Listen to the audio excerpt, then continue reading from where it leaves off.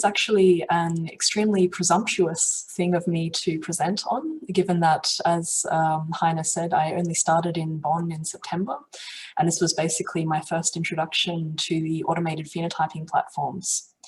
But what I hope to do with this talk is to provide somewhat of the plant breeding perspective and to potentially launch this forward as a platform for further discussions. So when I say, can we improve selection efficiency for specific crop traits via automated phenotyping, this is not a hypothetical question where I'm going to say, yes, this is absolutely the case. I actually want to spark the discussion about how we might potentially want to do this, or if this is in fact possible or for all traits. So I'll talk about first briefly the genetic improvement of crop plants via phenotypic selection, because I think it's important to have these basic principles in mind when we're designing future experiments. And then some of the rough ideas I have about how the automated phenotyping and image analysis could help. So a lot of this is directly from what I've heard from colleagues and from the PhenoRob cluster. But then I want to maybe suggest some possible future research directions, or just throw these forward for future discussion at least. Okay, so to start off with though, agriculture began approximately 10 to 12,000 years ago, we think.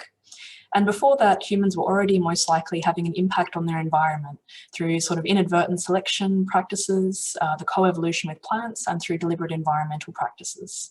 So to be more specific, there's a major phenotypic trait, which we call a domestication syndrome trait, which is this pod shattering phenotype. So when people harvest and transport seeds, we inadvertently select for seeds that are still on the plant, where the seeds haven't fallen to the ground already, because these are harder to harvest. So this is an example of human selection, but we don't consider this to be really targeted breeding. So this is sort of inadvertent coevolution of humans and plants in some respects. In Australia, there's also a less well-known example, which is fire stick farming. So the Australian native people, the Aborigines, used to burn off large parts of the bushland in order to clear the dense undergrowth to make it easier to move through, to just like hunt the animals that were coming in front of the fire. And in general, this practice has had extremely long-lasting effects on the Australian vegetation. So now many trees and bushes require fire in order to germinate the seeds. So they require as compounded smoke, for instance, or they have a set of strategies which respond to this fire. Okay. So subsequently, what we want to get into, though, is the fact that traditional breeding and domestication alters plant morphology.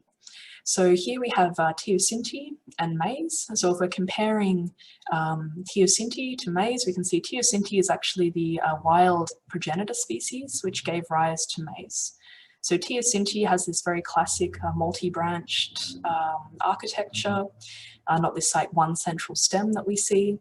And we can see the most importantly, this corn cob trait, of course. So teosinte, we have these very small kernels, and then maize, we have these large cobs, which we can subsequently eat.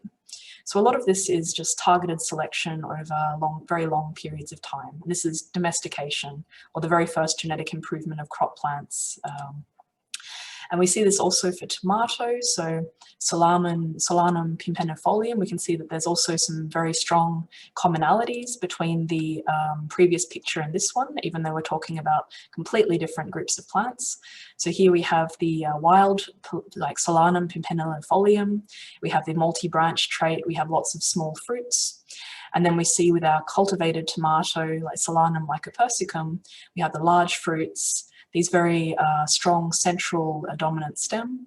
And yeah, so we can see that the crops often show contrasting traits to their wild progenitors, and this usually includes the harvestable organ size, so like fruit size, grain size, etc. Allocation of biomass. So normally we're changing this a little bit with respect to drought balance, but we normally want most of the biomass to be going into the shoot and not into the roots. And we want the growth habit to be suitable for us to be able to harvest it easily. So these are very generalizable traits that we tend to see across many different plant genera. We also have done some very targeted selection for specific phenotypes. So here with Brassica oleracea in the middle here. I don't know why the flowers are yellow in all of these pictures I can find. They should actually be white, but regardless. Brassica oleracea is the species which comprises cauliflower, cabbage, Brussels sprouts, broccoli, kohlrabi, and kale. So at the end, the selection for different parts of the plant for different phenotypes, so has developed us more than half a dozen different crop types. So in one way of speaking, the brassicas are really the dogs of the plant world. You know, like with dogs, how we have a huge variety of breeds. With our brassica species, we also have a huge variety of crop types. And this was just selection. So this was selection for different morphology, for bigger leaves, or for a swollen stem, or for heading traits. And this selection is what resulted in the diverse crop types. And this process happened all around the world in different locations, but with a surprisingly few number of species all up. So we don't really eat that many different species on a sort of daily basis. But I like this picture because you can see really where these species came from and how the exchange between the New World, Old World exchange and things like this have affected our ability to get hold of different crop plants. Okay, so importantly, and getting back on track, the ancient progress in crop domestication was very slow. This is before standard breeding as we would know it today, and this is the evolution of the non-shattering trait. So remember that non-shattering is when we don't want the seeds to stay on the plant and not fall down. And we can see that like these barley, iron corn, wheat, rice, over time have improved in shatter tolerance. Likewise with grain size, we can see that there's some increase over kind of extremely long periods of time. These are thousands of years on the axis here. So this is very important to note that we can make progress through these selection, but this can be very slow if we don't really know what we're doing. On the other hand, the yield increases due to modern crop breeding are very impressive. So here is our maize, rice, and wheat just over the last 50 years. And we can see that this is, and we should know, this is of course partly attributable to improved management strategies and partly attributable to the genetic improvement of crop plants. So as Heine said previously, of course, I'm talking more about the genetic improvement of crop plants. So this is the other half of the equation that we need to make better crop plants as well as improve our agronomic practices. Okay, so traditional plant breeding is very simply the identification of the best plants in each generation to be the parents of the next generation. We start with all of the individuals within a species, and then we select through many generations to make our crop, and then further selection of the traits that we want from this crop germplasm are used to make our elite crop cultivars. And this takes a lot of time. So better understanding of the relationship between genotypes and phenotypes has helped us to make significant breeding gains. So now, even with modern selection-based approaches, we can make progress a lot faster than our ancestors did with these traits like grain size and pod shattering. So this is a very fundamental tenet of breeding that, and also of genetics in general, that phenotypes are a product of genotype by environment effects. And specifically, if we break down our phenotypic variance, so the kind of variation we see in phenotypes, this is a product of our genetic variance and our environmental variance. So then we come directly to this concept of heritability. So the degree of variation in a phenotypic trait in a population that is due to genetic variation between individuals in this population. So something is highly heritable if the progeny look a lot like the parents, and something is poorly heritable if the progeny look not very much like the parents. So heritable traits are expressed in the parents and then passed on and expressed in the progeny. We often use also for breeding purposes, we break down our heritability into different types. So narrow sense heritability is the proportion of the phenotype explained by additive genetic effects. I'm not going to go too much into this, the specifics of what this means, but in here what we're talking about is that additive genetic effects are the ones which are usually inherited from parents to the progeny without any change in the effect. So this is in contrast to other kinds of genetic variance effects, which is like dominance traits, where one allele is dominant to another allele, or any kinds of epistatic interactions, so where multiple genes are interacting to affect a trait. So additive genetic effects are the primary consideration in breeding and selection for quantitative traits. And here we come to the breeder's equation. I promise this is coming back to phenotyping very soon. Which is that the change in mean of a trait in a population from one generation to the next is equal to the selection pressure multiplied by the narrow sense heritability, so the additive genetic variance of the trait. So breeders attempt to improve the values of a trait from one generation to the next via selection. And this selection is constrained by how heritable the trait is, so how closely the phenotypes which are being selected for are controlled by underlying genetic factors, and how much the phenotype is instead just a product of the environment or of other genetic variance effects which are less easy to track down. Here we come then again to a different way of portraying the breeder's equation, which is that this response to selection, so how rapidly we can make gains in crop improvement. This is again applicable for all traits, well, pretty much all quantitative traits, is a product of the selection intensity, the selection accuracy, the genetic variance, and the generation interval. So the reason it's important to understand this concept was because if we want to genetically improve crop plants, this is a very major component of improving crop yields, we need to optimize selection. So trait heritability is usually beyond our control, but hypothetically the addition of better or more trait data may allow us to improve our selection efficiency and hence make better generational gains, so greater response to selection. So automated phenotyping could in principle potentially help with this. So to provide better or additional trait data so that we can definitely see that we're making advances in our crop, we're making advances in the genetic improvement of crops from one generation to the next. But as yet, there's actually very little evidence that automated phenotyping has contributed to crop genetic improvement via improving selection efficiency or accuracy. So I propose that a potential goal for automated phenotyping, of course this is not new, this is also what you've heard from the consortium previously, but speeding up or increasing the accuracy of field-based selection for specific traits. So where we have our germplasm and we do our generational selection to produce crop germplasm and then to our crop cultivars. This takes a huge amount of time. And then the idea is here we should hopefully be able to use high throughput phenotyping or image-based analysis to improve our selection efficiency. Okay, so this is easier said than done. This is a really complicated problem. However, okay, so one of the reasons this is a really complicated problem is that classical phenotyping for different crops is extremely variable. So it depends, of course, on what part of the plant you're harvesting, how the plant grows and how it's propagated, and what traits you want to select for in the end. So are we looking for fruits? Are we looking for grains? You know, what are we after here? Are we looking for the roots, the tubers? So in some respects, there's no really easy generalizable solution. Potatoes, for instance, you know, potato taste, appearance, tuber size, shape, starch qualities. These are all important breeding traits, as well as resistant to particular diseases. So potato breeders often have a list of 20 or more traits that need to be selected for in order for a new variety to actually be productive and acceptable to consumers. Strawberries, we can see similar. Strawberry cultivars here, what I wanted to show you is that they all share a great deal of similarity in fruit shape, size and colour, or at least I would assume this.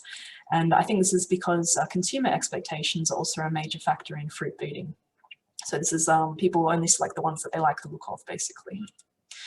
We get also then into very complicated traits. So we see that for instance, we want to breed drought-tolerant wheat. Suddenly there's a million different traits or different ways that we can approach this.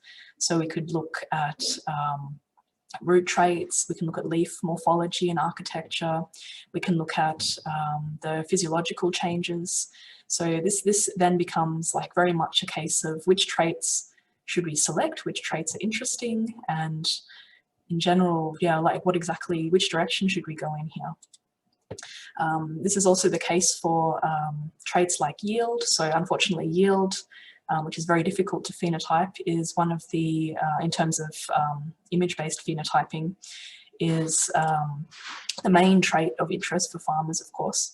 So flowering, but in rapeseed, there's a number of traits which directly relate to yield, and these are considered to be flowering time, plant height, branch number, primary branch height, silique length, seeds per silique, and 1,000 seed weight. And all of these traits are generally measured if you want to build a model to predict yield in rapeseed. And these are all quantitative traits strongly influenced by the environment, which also makes it extremely complicated for experimental design. So getting back to the point again, how can automated phenotyping help improve selection efficiency in crop plants? Well, possibly, of course, and this has also been suggested, replacing like traditional manual or subjective selection or phenotyping techniques with these objective automated measurement techniques. So this, in some cases, this could be highly beneficial, particularly basically just increasing the speed, but in some cases we do have relatively subjective phenotype measurements, but not all measurements. So deep phenotyping, or getting more data, is potentially an interesting direction to go in. So this high temporal resolution, of course, the ability to capture processes over the entire growing season and to find out exactly what time points are really critical for things like yield. This is potentially helpful, of course. Also, there are some traits where it seems we can get more information from things like multispectral analyses, so where we can get more information from cameras or imaging outside the visible spectrum.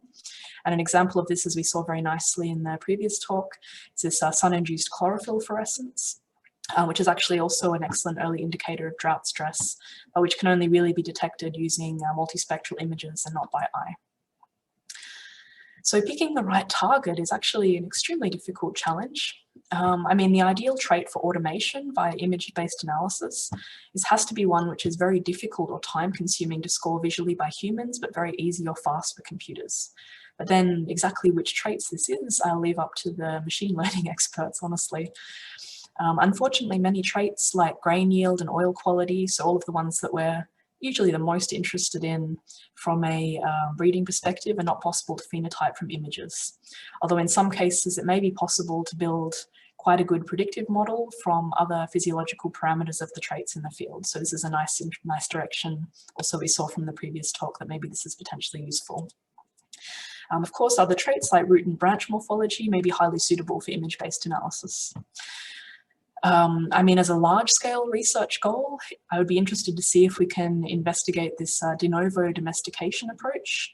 So the idea that we can take a minor crop species and see if we can improve see if we can exert a domestication syndrome on it.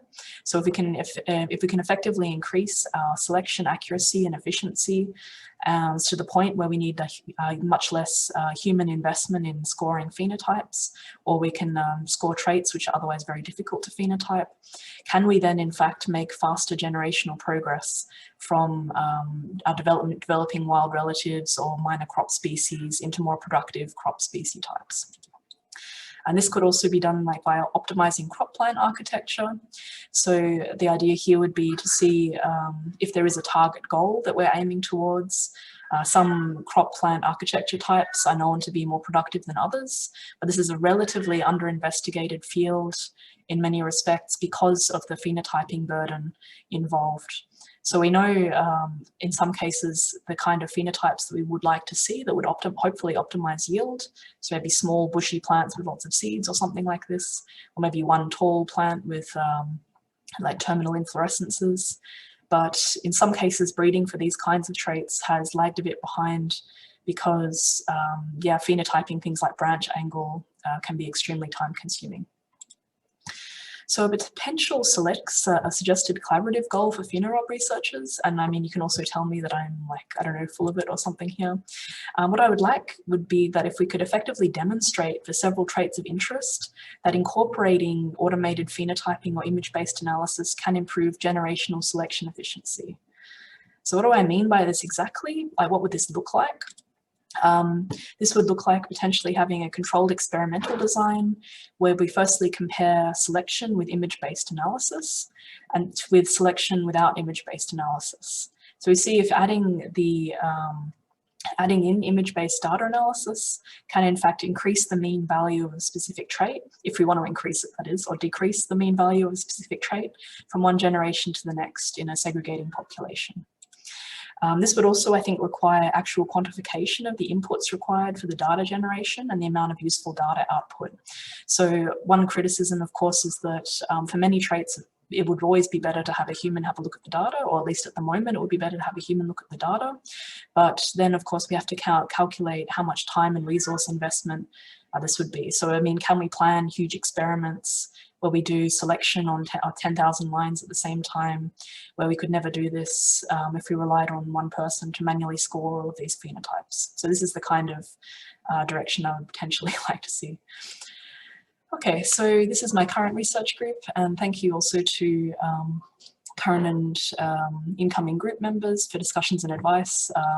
They didn't see this presentation in advance, so if I made any mistakes, these problems are mine and not theirs.